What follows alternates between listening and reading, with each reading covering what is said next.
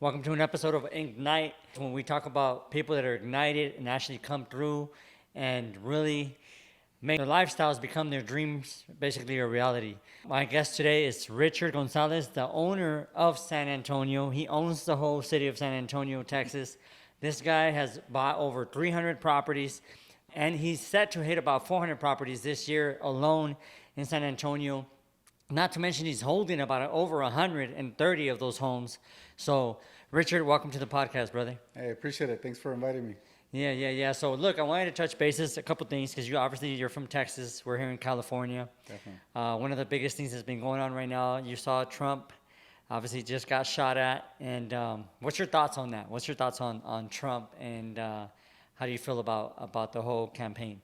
Man, like Patrick Bet-David, I think said, so we were half an inch from like civil war, right? Meaning like there's something going on, internally that most people are not aware. I'm not big into politics, so I can't really comment on it. Yeah.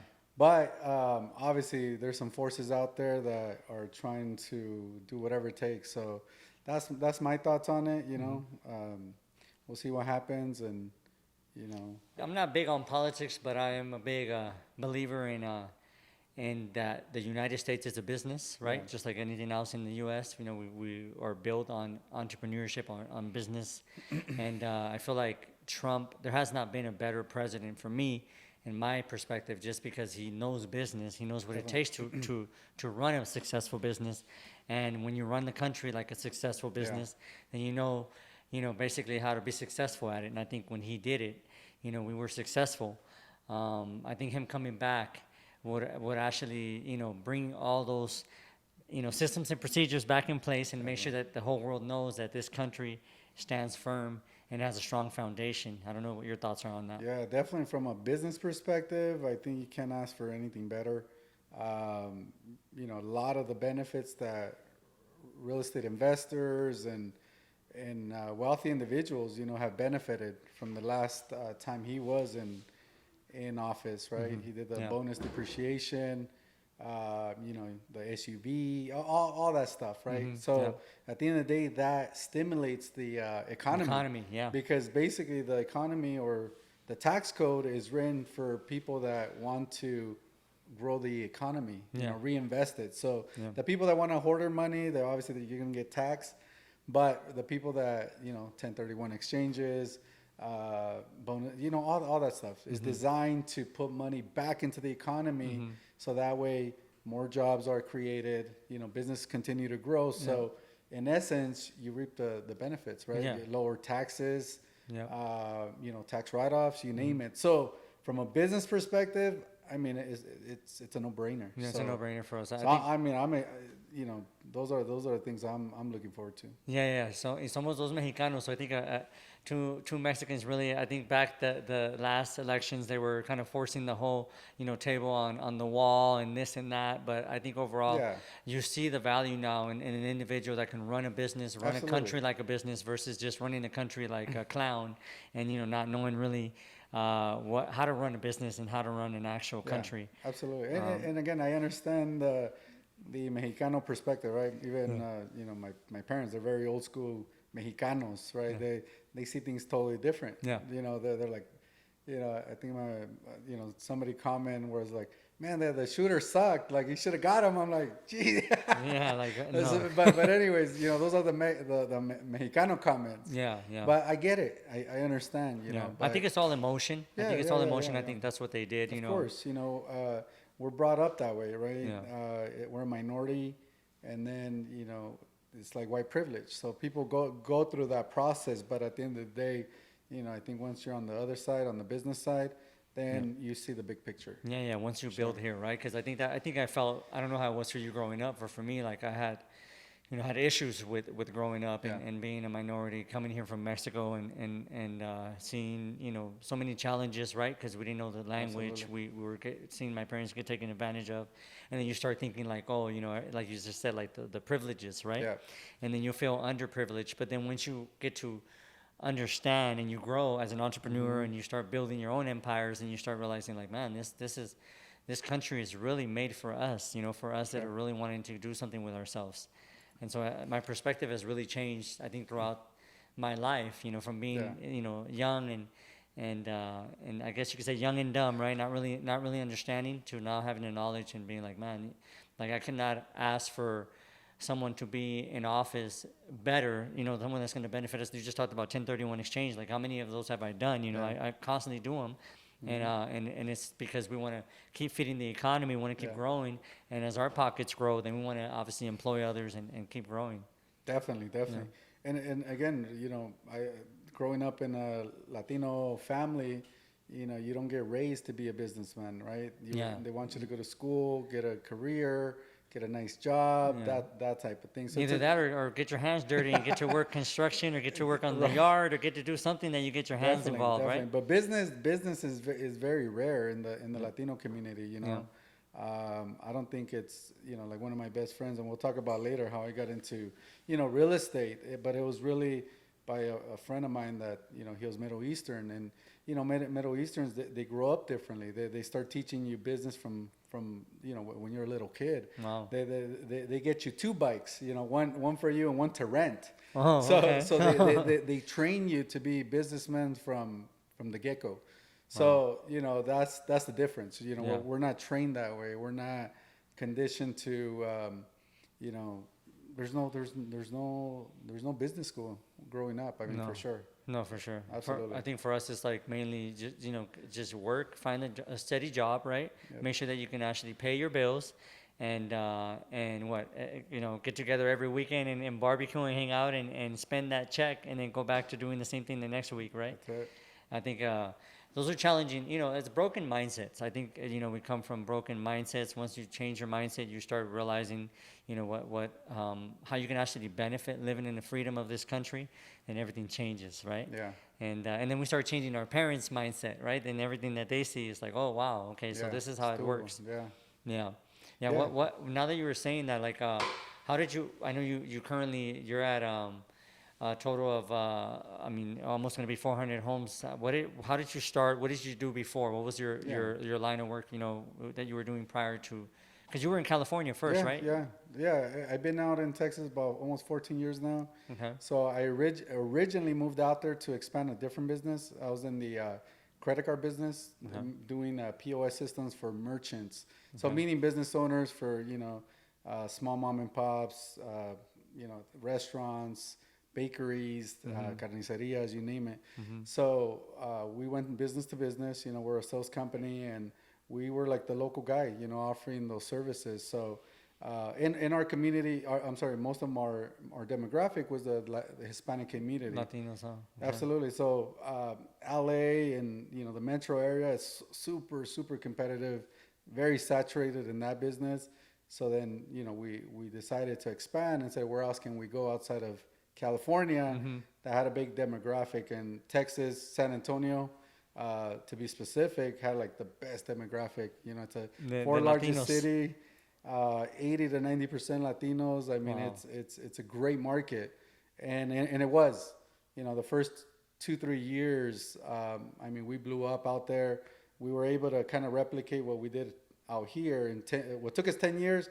We were able to do it in about 2 to 3 years. Wow. Amount of transactions, accounts, volume, you name it. So Texas was like very good to us, right?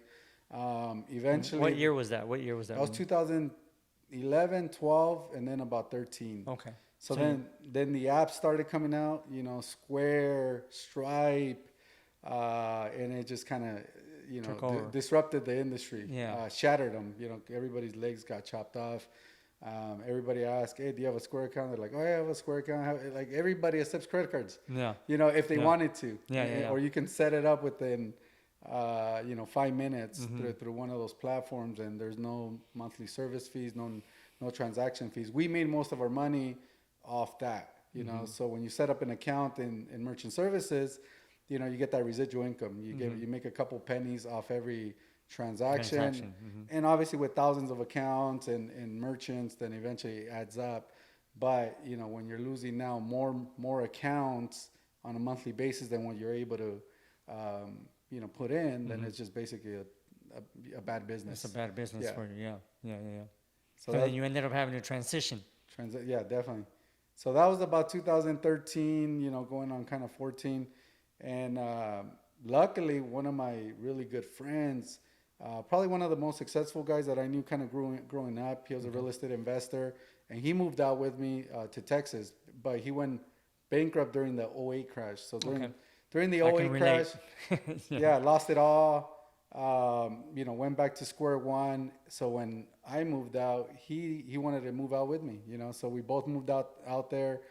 And I tell people he was like the couch story, right? Like we were living in a 1-bedroom apartment. He slept in the couch, and I got the room. And I'm not kidding you. Within 2 years, this guy was able to rebuild his net worth with no money, like literally no money, just real estate knowledge, and a lot of,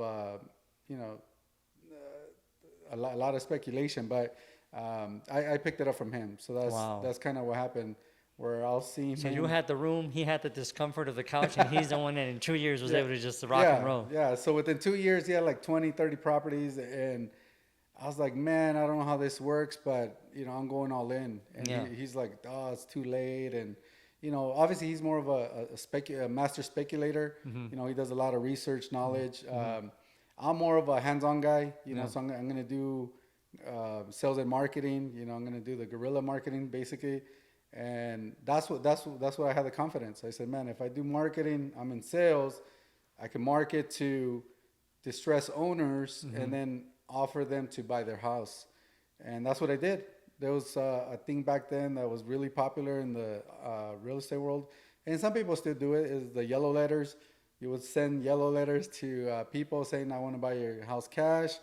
And every week, I'm not kidding you, I would literally send thousands of letters every week consistently. Eventually they started calling me back, and then they're like, hey Richard, I got your letter, how much you offering for the house? And I'm just like, oh dang. Now I had to figure out how much I'm gonna offer. Yeah, so it was just so the story is basically just do it, right? Do it and then figure it out later as they call you back. Yeah, exactly. So then you figure out, okay, well, might as well just start low, start making offers, and then all of a sudden you get contracts. Now you're like, okay, well, now I have to get the financing done because how am I gonna buy these properties? Everybody agreed to my terms and my pricing.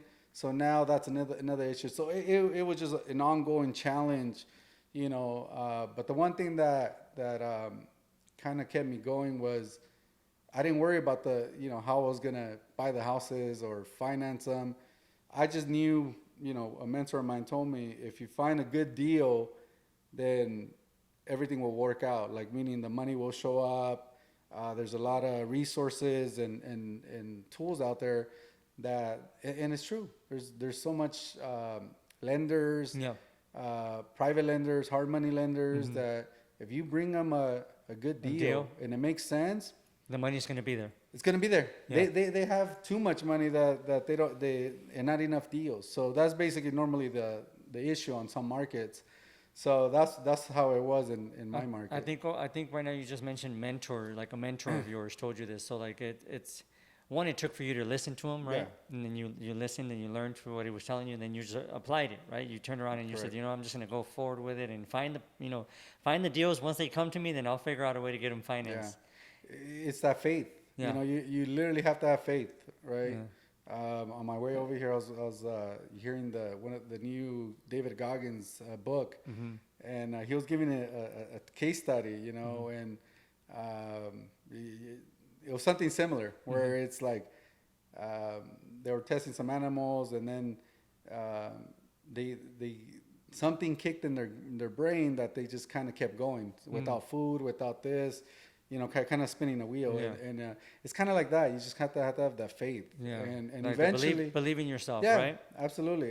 Eventually things line up, right? You put that focus energy out there, and it's the law of attraction. I mean, I'm a huge believer of that. Like, I'm a product of that. And some people don't understand that it's like you have to put that emotion. That's right. Let me ask you that. Like, when you say law of attraction, like what can you be a bit more like specific about it? Like and clear. Like you feel like if you put out good energy, then you're gonna get that energy back, or what do you mean by that? You put your desire. So if you want something bad, right? That's why you always hear people, if you want something bad, if you can achieve anything, and it's true, but you have to put that emotion, and that emotion meaning is that focus, energy, that obsession, right? Obsession, yeah. Where you visualize it, you see it, and you just do it, and then eventually it happens, right? Yeah. Whether it's the car you want, the house you want to live in, houses you want to buy. I mean, but you got to want it. You can't just say, hey, right now I want a beach house. It's like, do you really want a beach house? Yeah. It's like, see, you have to feel it, right? In your core and in your mind. I think that brings me back into like for instance, right now where we're at right now in our estate, and we used to like when I was in the middle of negotiating it, and we would drive up and down the street, right? We would drive up the hill, come back down. I drove you down earlier, right? I would drive up, and then we would drive down, me and my wife, and then look at the property and be like, I'm in the middle of negotiating this property. I don't have the money, mind you, at that time. It's over $700,000. I need to come up with it within a couple of days. And I'm like, yeah, I signed the deal. I said, I'll do it. Don't worry. I'm going to get the deal happening. Don't worry about it. All my money's tied up. But I'm like, I don't care. Here, boom, I signed the deal, and we're driving up and down. And like you just said, envisioned it. Like, we're going to live there. You asked for a forever home. I told my wife, like, I'm going to get you, a forever home. And, the kids and you guys deserve it. Yeah. And just envisioned it. And then it was like our why, right? Like that moment is like, this is the why. This is what I got to push for. This is what I'm going to envision. And obsessing over it. Yeah. Like every day it was like on the call, right? Getting on the call, trying to figure it out. And then, I would have never imagined to come up with that amount of money, right? $1 million, like within, X amount of time. It was just unheard of for me. Like how, like from where I got to refinance here. I got to do this, or I got to do 1031s, and I got to do, the process is longer. Yeah. And then for it to happen, it was just like you said, it's just the obsession of like, I got to do it. And not just like winging it, right? It was all strategic. Strategic. And speaking of strategic, I think you're very strategic when it comes to your businesses and what you do. That's how you've been able to scale, right? You believe in systems and procedures and having like the right processes in place, and that's why you have these teams. You were telling me earlier you have a team that handles your management company, you have construction company, you have just different departments in your companies under your umbrella that kind of handle each thing in your companies, and they kind of flow, right? One feeds the other, and it's just like a it's what they call vertical integration, right? So instead of having different businesses that don't support each other, you have them with that go hand on hand, coexist. So from the acquisition to the construction piece of it, to the management side, you name it. So we've been able to create, and it's more of a necessity. Like people why do you want to get into property management? Why not just hire a property manager? You got to understand, when I was building my portfolio, you're going all in. So basically there's a deal that pops in, next thing you know, there's a better deal, and it's never ending. So you're like, man, you're always stretching thin. Yeah. Obviously, I'm a little extreme, so I'm not saying go that route, but there's very, very little room like for error. And I'll give you an example. Let's say I would have hired a property management company right off the get-go. And these companies, manage hundreds of properties. Yeah. And God forbid, one of my properties goes vacant. They got dozens of properties that are vacant. Why would my property be their priority? Yeah. Right? Yeah. So I needed to immediately re-rent those properties. Yeah. And I would do whatever it took to get them, back up occupied.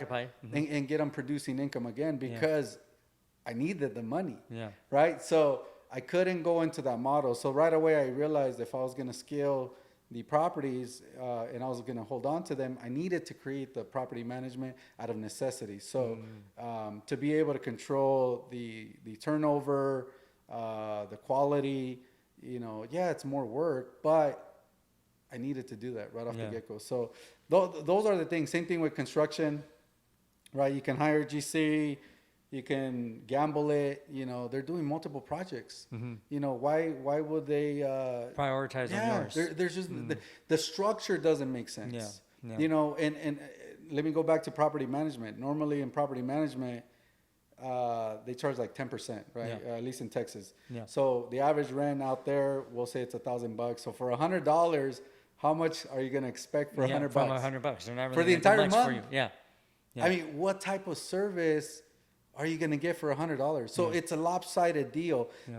Most, and again, I'm not trying to put down any property management companies, yeah. but most property management companies are hoping that you know, out of 20 properties, only one of them they have to have do issues any, with. yeah, have issues, yeah. No, and you know what, and just to back up what you're saying, I mean, you're right. When I was investing, you know, when I was investing out of state and I was in Arizona, just simply the neighboring state, even then I was having to deal with management companies, and they weren't taking care of it. They didn't care if there was vacancy. Not that they didn't care, they just didn't had so many, like you just said. So I was in the back burner. So I understand exactly what you're saying, and I didn't go build my own, right? But I understand exactly what you're saying. I fell back, and I had to deal with the consequences of not having the vacancies. I'm having to pay up for the mortgage, and then not only that, I think for me, I ended up dealing with, which is why I don't invest out of state anymore. I focus in my surrounding areas, which I believe you do now as well. But it's because not only that, like when it came to issues with the properties, it seemed like everything, the margin, it was so extremely high. Like if there was a plumbing issue, all of a sudden, the margin was like 200, percent, above what the cost would be. Like, wait a minute, I just called the plumber. They said this is how much it costs out there. Yeah. So, I mean, not only were you dealing with vacancies, but you were dealing with the cost of repairs and anything extra that they wanted from you. So I get it. I think it was a smart move on your end. Yeah. So those are the events, and the reason we had to build separate companies to be able to sustain the growth, right? And control the growth, the quality. Obviously now we're doing a lot into short-term rentals. That's one of the ways we're able to increase the revenues. For someone that's new, I know. I'm sorry to interrupt you. For someone that's new, when you said a short-term rental, like what does that mean? Like, what is the short-term rental? Yeah. So most people that have rentals, they're accustomed to the month-to-month method, 12-month lease. You sign a lease, you're getting paid rent every month at the first of the month, and you might be guaranteed for 12 months as an example. Short term, it just technically the definition of short term, it means that you're renting something for less than 30 days. Like if I go to my city, that's their definition. Okay. But so is that considered like an Airbnb type deal? It's like an Airbnb. Like something that it's Airbnb, VRBO. Obviously, if you can rent things by the day, you're gonna make a lot more money than renting it by the month. There's no different than leasing a car, right? By the month, your payment's gonna be a lot lower than renting a car at Enterprise or Hertz and doing it daily. Like you're just gonna pay 4 times as much. So because it's daily. Yeah, because it's daily, and they're the ones taking the risk, the wear and tear, that type of thing, and they have the systems and processes to be able to offer the customer service, the washing of the cars, the maintenance, the oil changes. So of course, they deserve that, and it's a good model. So it can be anything, anything you can, instead of renting it by the month, switch to, tool rentals, everything. Everything by the day. So that because I noticed that you do that with your business model, that you have long term and you have short term rentals. So how do you determine? So again, the long term says the month, like a monthly, right? Monthly or yearly? Would you say is that month to month or yearly? Either one, right? It's more of a long term. Yeah. And then the short term is like dailies, right? Yes. Daily rentals, kind of like a 3-day or a 1-day stay over, right? Correct. So how do you determine on your properties which one should be a long term and which one should be a short term? So now when I acquire a property, obviously there has to be a strategy for that. There has to be an exit strategy. And because we have gone into short-term rentals and build that out, now we're able to also acquire properties that maybe didn't make sense as long-term. But if we use it as a short-term, then the numbers make sense. Yeah, it's going to be a lot more work. Obviously, the properties are going to be in better locations. The neighborhood's going to be a lot nicer. It's proximity to attractions downtown. there has to be a amenities or yeah, something there, like amenities. the Yeah, people are going to come absolutely. in and travel for Yeah. it. So that's what I did. Obviously, as prices started going up, taxes go up. So then eventually your long term cash flow starts diminishing. Yeah. And when rents are not also moving in that at the same speed, then literally you're just renting to pass through. Yeah, yeah, which is kind of happening to a Yeah, lot of people in yeah, California, right? They're correct. barely like just enough to just hey, cover the mortgage for That's me right it. now, And brother. the repairs, and maybe Yeah. you might be taking even a negative loss. Yeah, well, if you have a repair, right? Repair Yeah. comes in, Oh exactly. man, you have like you said, a plumbing issue. There goes that 2 months Yeah. of Which profit. which would explain why a lot of Yeah. insurance companies have left California because they're like, oh, all these claims, I might as well just go if I'm Yeah. going to be flushing. Yeah. Sure. So that's what it is. Obviously, we converted a lot of them Mm-hmm. that were in the better areas, better locations, and now it made more sense to keep them as short term. Okay. And put them on websites. So short term yeah. makes more money quicker than the long terms, and then sometimes again taking a loss just because they're not as you don't make as much profit on a Yes. long term versus a short term rental. Correct. Okay. Yes. That makes sense. Now let's go back to some of the good stuff. Like you're in Texas, we're in California, so the laws have changed. I don't know if you heard, but here in July, I think it was July 11th. Don't quote me on that, but the taxes they taxed our firearms like another 11% above everything else. So they're taxed even more now. So you purchase ammo, you purchase a gun, now you're going to be taxed another 11% on top of whatever you're already paying. So you're talking like 20%. And you got the privilege of being in Texas. So how many, I know I had asked you, how many guns do you own? And how does it feel to be free to own a gun in Texas? Like, what's the difference between, being able to just run around with it, being a cowboy? Yeah, basically. I mean, I own too many. No, I actually, no, I only own two. Handgun and a rifle, basically. But Okay. yeah, I mean, it's good. I have never had a gun before. When I lived here, I didn't realize how easy it was out there. I mean, you don't need a license. You don't need nothing. Wow. That's why again, you don't see. I mean, there's still break-ins, but I would be scared if I'd be a thief because it's like, man, Everyone might be carrying, right? Everyone's carrying. That dog goes off, you're Yeah. screwed. You're pretty much done. But How do you feel about that? Like the whole law situation, like where people are like, you should carry, you shouldn't carry. I'm one that says the same thing. Like you just said, like you got to protect your own. Yeah. Protect your home. And if someone decides to, break that barrier, then they kind of need to own up to what they do. So how do you feel about it? I think it keeps everybody in check. To be honest with you, I think it's kind of like, kind of old school way, right? Yeah. Where back then maybe in Mexico or wherever, like people had guns, people had machetes, you name it. Machetes, órale. So there's nothing wrong with that. I just think it's a positive. I don't, like I said, I was never a gun lover or anything like that. So I was unbiased. But I don't see anything, and it's not like there's reckless. Like you would figure, dang, then everybody's just shooting everybody. Yeah. No, it doesn't work like that. Yeah, no. Just because you have a fast car, you're not gonna be driving 200 miles an hour. Yeah. You have it there. Yeah. Or the guy that's black belt, he's not breaking necks all day. Yeah. He's like, man, I can, Yeah. but you don't do it. Yeah. So that's the reality. The reality it's the Kind of just keeps everyone in check. yeah. And The it allows percentages are everyone to very be- low. Oh, okay. Very low. It helps So, the percentages go through in the areas. Absolutely. I mean, for me, being a youngster carrying, kind of changed my perspective, because obviously, like you just said, it changes the responsibility of being a knucklehead to being an adult and kind of knowing, that the reasons, right, Yeah. for carrying and there's a different reasons in life. I don't know about your youth. Can you tell us a bit about your youth and how you grew up? I came here from Mexico. We ended up in and I don't know if you're familiar with Pico Rivera, but we ended up in these areas and just kind of my parents, worked hard to get us from one place to another, and we just kept moving east. We kept moving down to the IE.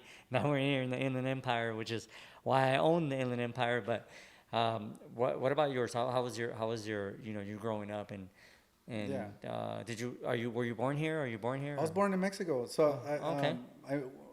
I moved here when I was 3 years old, so obviously I was really small, Uh-huh. and I still remember that day to this day. It's so vividly. It kind of got tattooed in my brain. You know, so I I grew up in a very small town. So the town that I grew up, you know, was kind of like in the outskirts of LA, near Ventura, in a very small town of like 30,000 people. So you kind of grew up, you know, knowing everybody throughout your kindergarten, you know, first grade, second grade. It's always the same people. Oh, okay. Everybody goes through the same teachers. You know, everybody knows everybody in the town, whether it's positive or negative. You know, that type of thing. So I grew up in a like kind of isolated environment. You know, never really, you know, focus on anything else.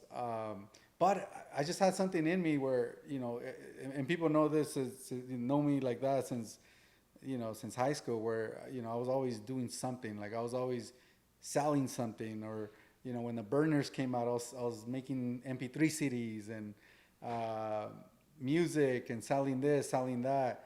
Yeah, no, just kind of growing up in a small town, you know, small town mentality. You know, not really much happening, right? So that, I mean, it's just kind of average, to be honest with you. Yeah, we grew up low income, you know. Obviously, I always saw my parents, you know, most of their arguments were always about money.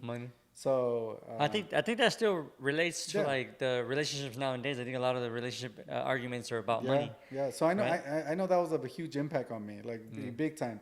You know, we used to live in a two-story condo. And I'd be there in the, you know, in the top of the stairs, just kind of hearing my parents arguing, listening. And it just ingrained in me that, you know, money was so important. And you know, obviously. You were like, I don't want to ever argue about money. I want to have money, or that was right? my goal. I made money like a priority, or I made money so important, you know, which eventually you realize that, you know, you want to help your parents and this and that, but they don't even want the money. It doesn't work that way. You know, they rather have you have you know, be healthy and, you know, have a good life and you know, watch your kids grow up responsibly. But you know, that drove me. So eventually. Do your parents own a home right now? Or do they? They own their home. Yeah. Okay. So what's your parents' background, if you don't mind me asking? Like your mom and dad, what did they do? Yeah, so my parents, my dad. So I grew up in an agriculture area, right? Okay. So basically, mostly it was Santa Paula, which is you know, between Ventura and Valencia. So it's, you know, small town in there, and it's all orchards. Oh, okay. So my dad's been doing land management. You know, is basically instead of doing landscaping, you're doing ranchos. Yeah. Right. You're doing the irrigation. You're planting trees. Okay. You're maintaining these ranches for these ranchers, you know. So he did that for 40 plus years. Wow. He just retired. So he was in the fields. Yeah, he was in the fields. Oh, he was in the fields. So while your dad's in the fields, my dad's at the grocery stores, putting them at the grocery stores. That's what my dad did all his life. What I didn't realize until, you know, I don't know how long ago, but that I grew up eating organic stuff because my dad would literally bring the stuff bring direct, it right there, yeah. You know, before he even goes to the store. Yeah. So, you know, that was a positive. I didn't realize the benefits of that. Yeah, the benefits of how much you were, you know, nowadays, how much you were saving. Yeah, the aguacates, the limones. Oh, wow. Every day. I mean, he would always bring them. So yeah, and you know, every house, every Mexican or Latino house has some kind of a fruit tree, right? We have the lemon. If you need some lemon to go home with, we got lemon and we got apple.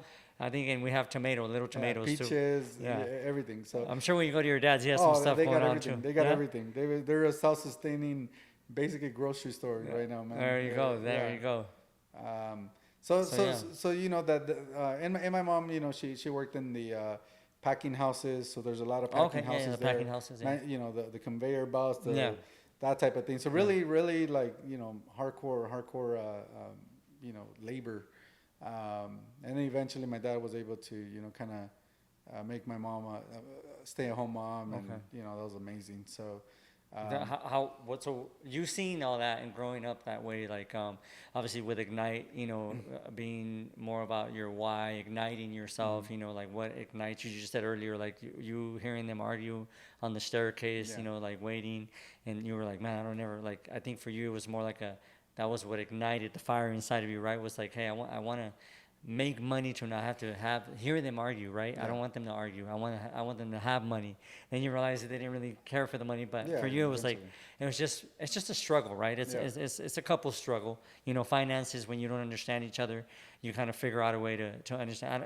And I know you're currently married. You got married 2 years ago, so congrats to that. I'm just turning 10 years here in a few days, but what would you say, like, now that you learned that from seeing your parents and that igniting you to actually being able to create wealth in a sense, you know, create this financial freedom for yourself, you know, what impact has that had in your relationship now, in your marriage, and you know, now having money and being able to kind of distribute it the way you want it distributed?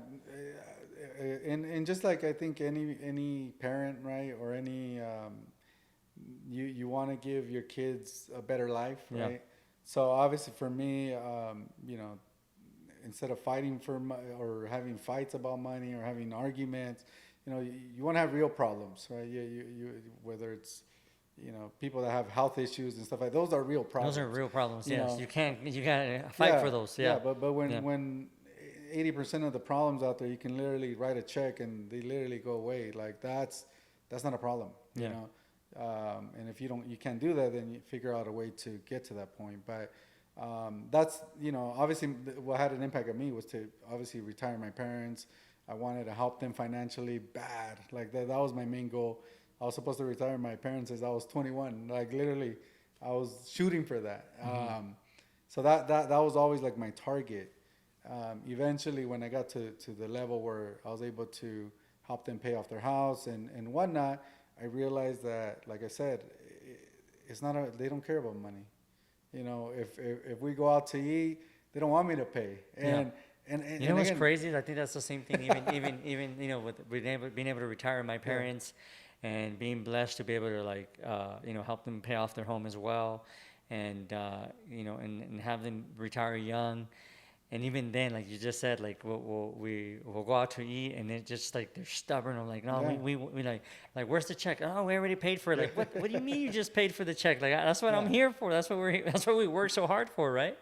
But I think for them it's just more like they just want you present. Yeah, right. Absolutely, and see that they want to. You can't take that away from them. So now, you know, give them that gift to be able to experience that where they feel good. Yeah, I think they don't. One thing that this I heard from my mom, and it was great advice. It was like that even though I had retired them and helped them, you know, paying off their home, like for my father, he didn't want to. He's been working all his life. He didn't want to feel like I don't want to say, there's a particular word for it, but I don't want to say worthless, but he didn't want to feel like there wasn't no more left out of him. You know what I'm saying? Like he still felt like he had enough to give. So he didn't want to feel like, you know, there's nothing left for him to do. So he would always come and try to help me, whether it was like one business, you know, like the automotive business, or help me with the properties. And to the day, like he wants to come and help and whatever he can help with. Absolutely. And my mom just tells, and I tell my mom, like, I don't need you guys to help. Like we don't need it. That's what we pay people to handle these things. And they're like, then they want to. So I learned, like, okay, you know, let them have their peace. Absolutely. And at least they can choose, right? They can choose whether they want to work or not, and choose what they want to get involved with or not. So when they come out and they're like, oh, we're going to come out to this property or do this or do that, and I'm like, okay, like I don't argue with them anymore. I used to, you know, I used to argue with them about like, hey, you don't need to do anything. But now it's like, okay, I get it. Like you guys, you know, you guys have the freedom now. We're blessed to where now you guys have the freedom to, hey, if you want to work or do something, you know, go ahead and do it. We can hire someone, but if it's going to help you guys, you know, and I think it's more of a mindset, right? And like you said, health, right? You know, it's for them, keeping them busy, keeping them active. Like you don't want your parents to sit back and just like and drain their health away, and all of a sudden now there's nothing left for them to do. So I get it. I think our parents are alike when it comes to that. And if you have you know, your parents that have been working their whole life, you can relate. You can relate. Yeah, no, trust me. Even though my parents are retired, they probably stay busy doing chores all day. Yeah. Or they're outside or doing this, and it's like, what you guys been doing? Oh, we're cleaning. I'm like, man, how much can you clean? It's crazy. it's crazy. That's why it's just there's levels to everything. Yeah. So I don't know. I don't see myself being that person. You know, I've never been the hands-on guy. I've always been the guy to kind of direct traffic. I don't know about yourself, but I've always been the guy to kind of go and direct traffic and hire the right people to do certain things and kind of step away. And I've had to be hands-on. Don't get me wrong. But if I had a choice, would I be hands-on or would I be the one kind of moving the puzzles? I'd rather move the puzzles. And that's what I've been blessed with. And so I think I always, like, I tell them, like, I can never do what you guys do. Like, you guys just want to, like, stay busy doing stuff. And with me, I'm like, I'm so busy here. Like, I just want to keep maneuvering the puzzles. No, and right now, as you were saying that, it reminded me when I was still living with my parents, and I knew something, something internally told me, you gotta get in a different environment, because my parents wanted me to stay busy, folding clothes, doing this, and I had other skill sets and abilities, but I was being hindered, right? Because I'm not able to expand and grow, because to them it's important to clean. It's important to fold the clothes. To do, yes, which is more important than anything else. Yeah. But again, like you said, it's a mindset. They're trained to that. That's what they grew up with. Yeah.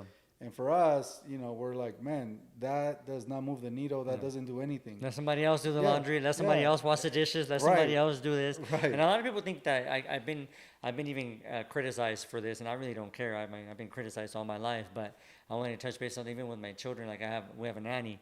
We have a nanny. We have someone that cleans the home. But just with the nanny, touching back on the nanny, I've had people criticize, like, oh yeah, you have someone spending time with your kids versus you spending time with your kids, and I'm like, how foolish and broken your mind is to think that I am not spending time with my kids. The difference is that instead of having my kids in a school or a daycare, I get to determine who's going to be with my kids. I get to determine that nanny. I get to determine the values and cores that we have in our lives as how we grew up. Our family values, our core values, and then be able to have that particular nanny be that with our children. And not just wing it and have a public, housing or a public place, determine how our kids are going to be raised. So I think that's, again, it's all knowledge and broken mindset, right? They don't have the ability to do it themselves, so they automatically feel in a negative way, like, oh, this guy, he has a nanny, so he feels like, that someone else is being the dad, like, or the mom. Like, no, you don't understand. It's just keeping the same core values that we have. Yeah. And then so when we step in, it still remains the same. It hasn't changed. Yeah. And I remember, my parents used to work a lot. So, we always had babysitters. Yeah. So they would always drop me off with relatives or people. And I grew up with nothing but babysitters. So it's the same thing. The only difference is, you might have a nanny here versus, having your brother or your sister. People, yeah. So I think it's the same concept, Yeah. I didn't have that, brother. We were poor, so we didn't. I had to figure out how to warm up food and figure out a way to do things. My parents were both working a lot, so there came a point in my life where, as a juvenile, I ended even as far as going into juvenile hall first, hanging out with the wrong people, doing the wrong things, and not because of necessity. It's just being a knucklehead. Like, hey, parents aren't home. I have the stupid mindset at the time of just like going to hang out and being with the wrong people and feeling like the world owes me something, because that's how I felt, because I grew up being bullied all my life. So I felt as a teenager like, oh, I'm tough now, right? Everybody owes me something, and my whole mindset was wrong. But again, nothing against my parents having to work all day to get us where they needed to get us. If anything, they sacrificed so much and worked so hard to get us from one neighborhood to another neighborhood, move us from that neighborhood, like you just said, condo, from apart from the projects to a condo, to like another condo, to a home, to another home. Just like taking steps to get us to the next step. And to a normal, house. Yeah, to try to like really live the American dream, right? This is the reason why they left everything back home to come to somewhere completely different, strange, and just, hey, let's try to build. Everything. Not knowing the language, I mean, that's different. Dude, it would be like me and you moving to, and nothing against China, but it would be like me and you moving to China. We know nothing about the language, nothing about the culture. We just like move in and we don't know what we're doing. I just came back from a 3-week vacation, and I was in Germany and these countries where they don't, very little English, and it's just like you're just agreeing to everything. Yeah. And then Right. after a few days, we're like, hey, let's get out of here. I literally, there's no communication unless you find someone that speaks English, but like you feel handicapped. Yeah. Like, Yeah. you're basically, people are having conversations. You just, who knows what the hell's going on. I know. It was crazy because nowadays people are shy to speak their language. Like, eres Mexicano. I mean, the kids, right? Yeah. Nowadays, the youngsters they're afraid to want to speak Spanish because they're like, oh, I speak broken Spanish, or I speak, who cares? Like, my parents got here and spoke broken English for most of their life, until they got it together, and then they figured it out. So, and for them, it's grandma and grandpa, so it's just, I think, the comfort level changes. When you're really trying to make something happen, and you're determined, like you just said, and you're obsessed about, we got to get somewhere in life, and we're going to change our legacy. Like, what's your, speaking of legacies, like what's your thought, and what's igniting you now? Now that you've already built so much, you continue to build. Yeah. Obviously, you keep growing, and congratulations on your success. But what keeps you driving now? What keeps you you igniting yourself over and over again right now? Yeah, it's the long-term vision. So definitely, and I think it has a lot to do with kind of the experiences you go through, because like, for example, I mentioned I was in a different business, In the merchant business? in the merchant services business, and I was in that business for over 10 years. Basically, I busted my chops. Like, when I say I work hard right now, but I used to work unhealthy hard. So most of my 20s, I not that how can I say, what's the word? That business basically took, I had the energy. I was able to stay up till 4 or 5 in the morning. Yeah, right. Just literally grinding. If I think I grind right now, I mean, I used to grind, like I said, at another level. And then for that business to kind of like collapse overnight, Yeah. I mean, you got to understand what that does to your mentality and your mindset. So then another opportunity pops up, and you see a vision, you see a way, because I was at the point where I was supposed to sell my existing business. Yeah. So the your way merchant, that I work, your merchant business. Yeah, you're already yeah, gonna- yeah. You You sell have your already built it portfolio. for us. You want to sell the portfolio, you make sell some it for good next money. multiple millions of dollars, and you cash out. That was the end goal. No. It's just like any business, right? Yeah. You want to build it out, find a bank that was in those. Yeah, because you thought it was going to keep coming, Yeah, right? It was yeah, like me. absolutely. Yes. It's like the same example for me in 2008, and having all this money coming in, and all of a sudden Yes. you think it's going to keep coming, and it just, everything falls from one day to another. So once the industry changed, there was no selling. Nobody was buying portfolios. The banks were not interested. Wow. Nobody cared. So now, I have an asset that I can't do anything with, and it's just basically dying by the day, or diminishing. So then, you come into real estate. So then imagine that. Imagine kind of being in that scenario where you're like, man, I invested, most of my youth here, and now It's gone. it's gone. I have to let it go. Yeah. And there's another opportunity that you come across where you're like, man, this is it. This is how I can make up Those all 20 that years lost that time. years that I lost. Yeah, absolutely. Yeah, all my youth. In Yeah. real estate, is a high ticket. So Yeah. if you can get into high ticket sales, whether it's selling jets or whatnot, or luxury real estate or $1 million listings, and you're good at it, I mean, man, you're taking leaps and bounds. Yeah, yeah. So that was I remember still, when I got into real estate, that book, Robert Kiyosaki's Second Chance, came out. Literally came out at the exact same time. I'm reading it, and I'm like, man, this book is talking to me. So once again, things lining up, certain events happening where okay, this is the path I'm supposed to take, and basically that's what it is. It's your second chance. And for me, it was real estate. So then, I started the business. It started going really good, and then prices start going up. So the market changes. It slows down a little bit. Then you go through another cycle. Mm-hmm. And then you realize where you're at now and where you've been. And I'm like, man, this is a big window of opportunity. So right now, where we're at in the cycle, it's definitely a buyer's market. Yeah. There's a lot, unlimited opportunities. A lot of investors, at least in my area, They slow down. They're just waiting. Yeah. You know, so I feel like I'm the only one basically Being active. in the playground Yeah. playing by you know. Yeah. So for me, it's that it's the motivation to capitalize and be able to do something in a short period of time where what normally would take somebody 10 years to do, I can do it in 2 years because I rode a wave, you know, or I took advantage. I capitalized on the opportunity. Yeah. So I think that's one of my biggest things is like I tell people now, like ride the Yes. wave, like jump in the wave ahead of time. Don't wait until it's Yeah. up here, and you know jump in now Yeah. and ride it because by the time you guys start realizing it, it's already been halfway through Definitely. that wave, right? It's just like when my merchant services business was going down, I had a choice. I could have continued grinding it, and I would have probably made it, but it wouldn't have been anywhere close to where the new opportunity would have Yeah. taken with the same amount of effort, energy,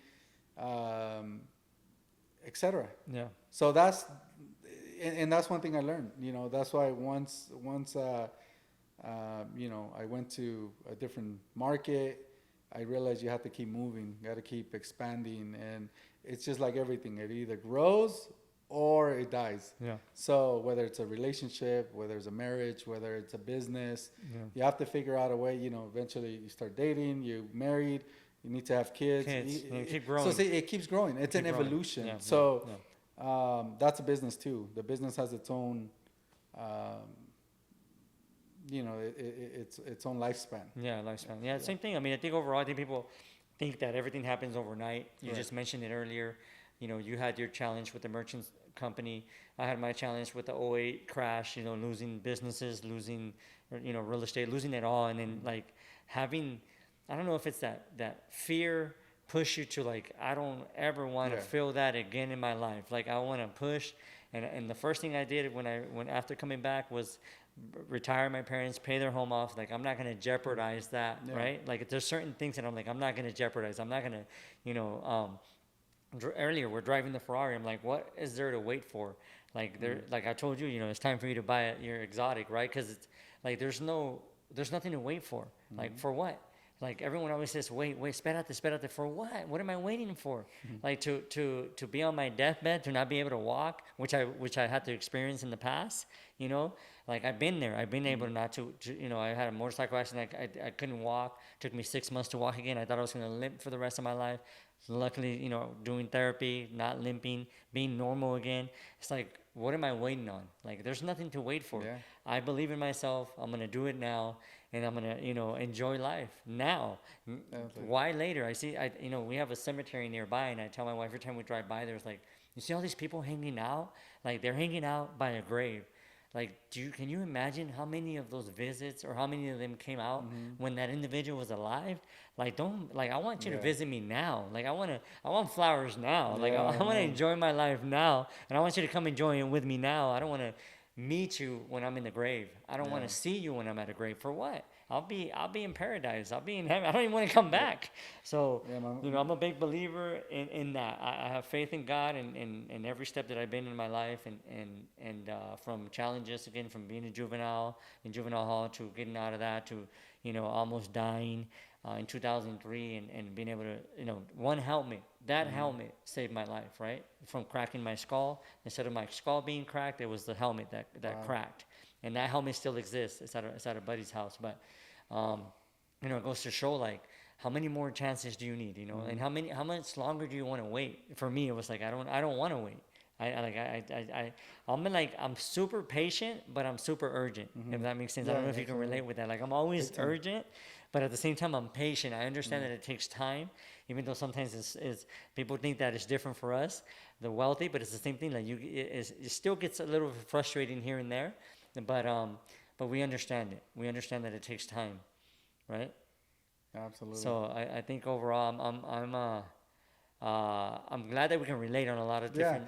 Yeah. My mom always, you know, when people die and they get mariachi and this and that, my mom always makes the comment, well, why didn't they get a mariachi when they were alive? Why didn't they this? Why until you're dead? Yeah. You know, and stuff like that sticks to me. You Yeah. know, that's why it was my mom's birthday like 3-4 weeks ago. Got her mariachi because again, do it now. Just might as well do it now now. while they're You know? alive. Let them Yeah, enjoy so it now. surprise That's my thing too. Yeah. My mom turned, I think she turned her 60th. My mom turned 60, and mariachi hall, like everything, like your own, like 60 is your quinceañera. You know what I mean? We throw a quinceañera for you. We're gonna go all out. We're gonna have the folklorico come out and dance, and it was a big old performance.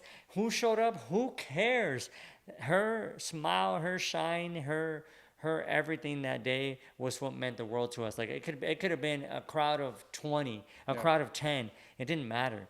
That day, what mattered was her smile, Nice. her gratitude, her tears in her eye of joy, Nice. right? And then the same thing with my dad. I've been able to gift him, a Harley Davidson on his birthday, getting brought in by a tow truck, without him imagining it. You know what I mean? Like so many different experiences that you're like. Nice. You need to make them now while we're alive. We're alive and well. Like, what are you waiting on? Everyone's so busy, like, complaining about competition or the next person or look at what he has or she has. And at the end of the day, it's like, you're your own competitor. Like, no one cares. correct. It's your competition. You're the one that can determine what you want in life. You're the one that determines what's the next move. We're having this big old event, the 19th, right, coming up, and our 10-year and at a big place and spending so much money, and at the end of the day, it's like, it's going to put a smile on her face. You know what I mean? It's gonna, that moment will never be relived again. So those are the moments we live for, man. So tell me about it. What else? And like you just said, all it is signing the check. And if you can't sign the check, then figure out a way to do it. That's really it. Yeah. That's very, very inspirational for you to say that, because I think a lot of us, even myself, need to hear that. Like, it's just really just signing the check. That if that's stopping you from making that move, then go figure out how to make that check. And if that means you got to grind. So many people nowadays, they don't want to grind. They don't want to put in the work. I would sleep. I'll tell you this. I would work and go sleep at one of my mentor's offices at night, sit there and wait for him to finish his meetings just to go in and spend 20 minutes, 30 minutes and get information from him on how to and what to do. Like, I would literally sit there in the office and have to wait hours just so I can get 20, 30 minutes of information to how to actually scale in real estate. And then I have people complaining, how much am I going to get paid for this hour I'm going to be here, or 2 hours I'm going to be here? Like, that's your mentality, then you're in the wrong place. Absolutely. You're in the wrong place, because I have done so much for so many years at no cost, like for free, because I wanted the knowledge, I wanted the experience, I wanted to be in the room. Yeah. And that has shied away a lot. I don't know if you agree. Absolutely. Like you said, I don't think a lot of people understand all the things you go through, right? Meaning events, sacrifice. Every successful person, they gone through something, right? Mm-hmm. Countless days, whatever it is. For me, like for example, like I mentioned to you, the way I started into business at 18 was I joined a network marketing company. Oh, right? Network. So at 18, I'm at a student center in Cal Poly, San Luis Obispo, and I see an ad looking for business partners, this and that, caught my attention. All of a sudden, I'm calling, hey, I'm responding to your ad. Then now I'm on a three-way with a regional vice president and this and that. I'm getting recruited. I'm being recruited. I don't even know what's going on. Yeah. I I'm not familiar with the process. Obviously, now in hindsight, you're like, man, everybody uses that method. The MLM, right? The multi-level marketing. We use that. I don't know about you, but we use that. I tell people, like, I use a lot of the stuff that I learned in the MLM world in our business. Do you? Yeah. Edification, right? Edification. Yep. Edification is one of the biggest ones, right? You edify. The biggest. Yeah, so I'm like, dang, I'm talking to a regional vice, I don't know, a vice president. That's all I heard. Yeah. And next thing you know, they're doing a presentation. I don't understand. Are you in? I'm in. $500. And all of a sudden, I'm in this company. And luckily, like I said, I had a good mentor. So my upline or mentor that was helping me, he was just at another level. So I was able to piggyback off him and then learn a lot about business because of him. So what type of product was it, if you don't mind me asking? It was telecommunications. So we're doing, long distance at that time, internet, and a bunch of others. But that was And for those of you that don't know long distance, he means long distance because it didn't get included on T-Mobile and AT&T and Verizon. Everybody didn't include long distance back in the day. It was a charge. Yeah. So you had to have a provider. Yeah. Right. The moment you made a long distance call, you're paying by the minute. Yeah. So we had the best rates, two pennies, whatever it was. Yeah. So I think I remember the company here. Yeah. I was in the MLM world myself, and I think so many companies tried to recruit me. I think yours was one of them. It might have been. Like I said, it hit Southern California big. So my sister owned your product. I remember that because my parents owned it too. They would use that same. Oh, we're gonna call long distance. We're gonna use your sister's product. Yes. So, but again, obviously, eventually the business didn't work out, but I was able to get a lot of the personal development from it. So, they force you to listen to CDs, audiobooks. Well, back then there was no audiobooks. You had to get actual books. And stuff like that. So the one thing I tell a lot of youngsters is that, like, look, if you're involved in an MLM company or anything like that, like the biggest take for me, even the same thing as you, my biggest experience was that my personal development changed. I made a lot of money. Yeah, I had chargebacks. Everybody deals with chargebacks. I don't know if you did, but I dealt with chargebacks. And I remember getting an $8,000 chargeback back in this. I was like, what? How am I going to get out of this? Right. But the development, right? The personal development that it shows you how to grow and how to be edification, how to lift others up, and how to just become a good leader. And how to dress well, so many different things that it gave, as long as you take away from that. And I tell people all the time, like, that's something no one can take away from you. When you pay into like a mentorship or an MLM company or anything like that, and you learn and you take that with you, it doesn't disappear. It doesn't go away. Like you just said, the book you read, the Second Chance book, my Rich Dad, Poor Dad first experience, it didn't go away. That experience of reading that book, it didn't go away that time. Like you take that with you and you're just like, man, this was definitely knowledge that you can put into effect as long as you apply it. If you don't use it, you don't apply it, then it's just a waste of time. And that's why a lot of people talk about it, right? These pyramid schemes, everything's a scam. The only people that are scamming you is yourself when you don't actually apply yourself. Oh, I'm a big supporter of it, man. If somebody tells me, about a company, I'm very pro about it. Even though maybe the wave is gone already, but you're gonna get a lot of benefits that. I mean, you're not going to get anywhere else. You're going to be able to plug into a system that's going to help you develop your skill set. So, and if it wasn't for that phase for me, then I wouldn't be able to start my first company at 23 years old. It would have been impossible. So luckily, when I was 18, 19, 20, 21, I was working on my personal development, my leadership skills. And one of the reasons my network marketing business collapsed was because I wasn't at the leadership level that I should have been. Like the business grew and it grew too fast to the point where it was unsustainable for me because they call it like the law of the lid. You can only lead wherever the level you are as a leader, right? You're not going to be able to lead Michael Jordan if you're not, at that level.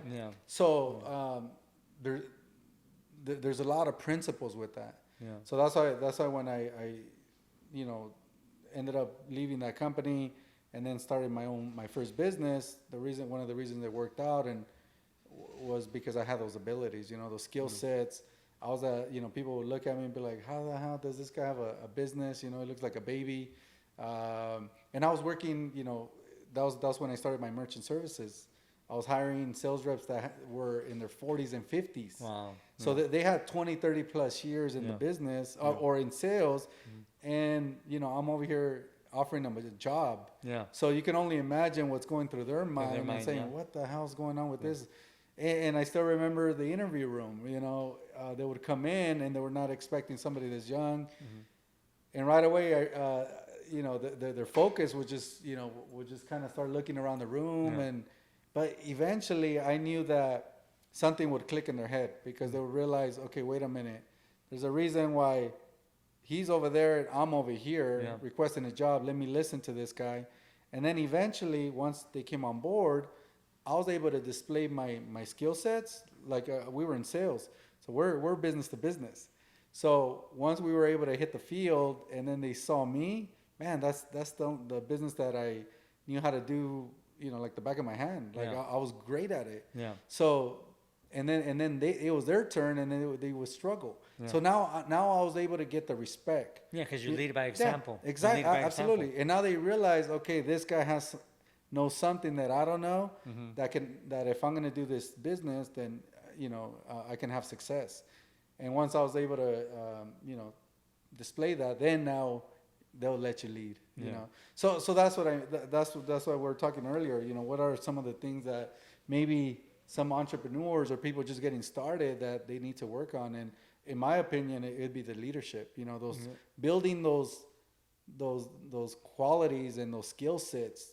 To be able to lead somebody at a high level, because you might want a Kobe Bryant or Michael Jordan, but you're not gonna be able to do it. It's like me coming to your business. You're not gonna be able to recruit them unless you can't. How are you gonna lead me, right? So you have to think about that. You have to really realize, like, man, I have to be. Or you want to attract a certain, if you're single, you're trying to attract somebody. You're trying to attract a fit person.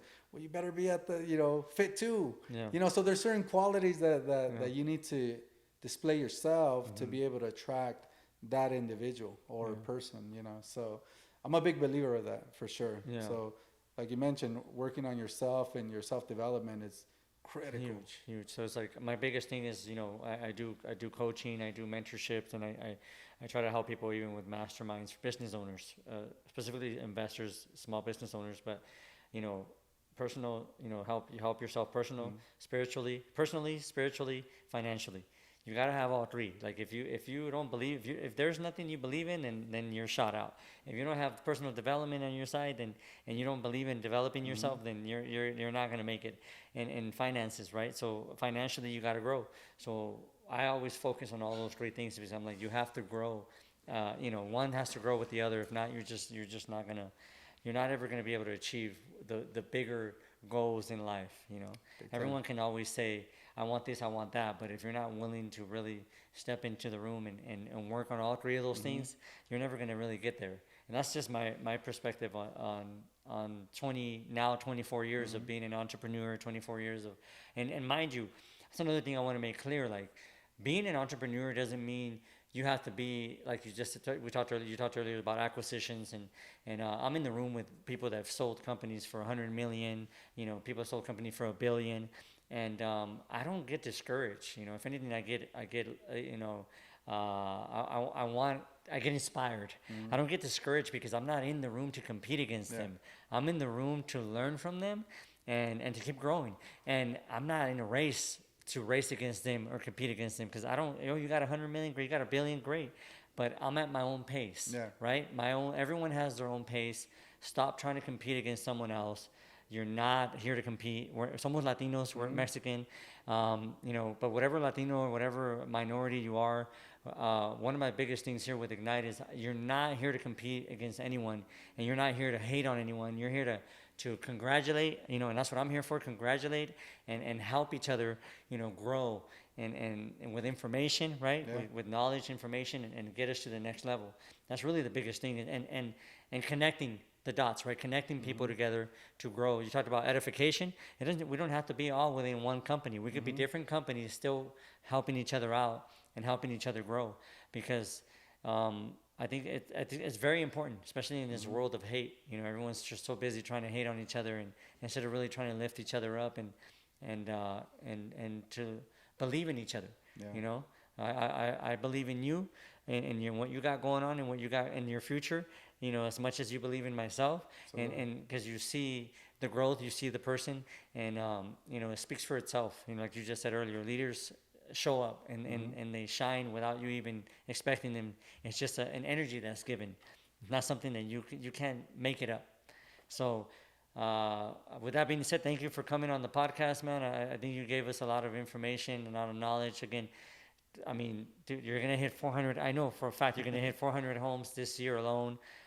It's unheard of, people, and and your caliber, you know, and we didn't really get a chance to even talk about the benefits, Texas or California. I wanted to touch bases on that, like Texas or California on tax benefits. But I think you're going to be obviously going to your side of town on that one. But you know, I want to thank you for coming on and just giving us all your information. And again, 100 plus homes. I mean, the systems and procedures, it's impressive. It's impressive to see someone in your caliber and not only just making the time to be here and give back to the viewers, give back to everyone. You don't have to. People don't realize that you don't have to make time for this, but you do it, and I appreciate it.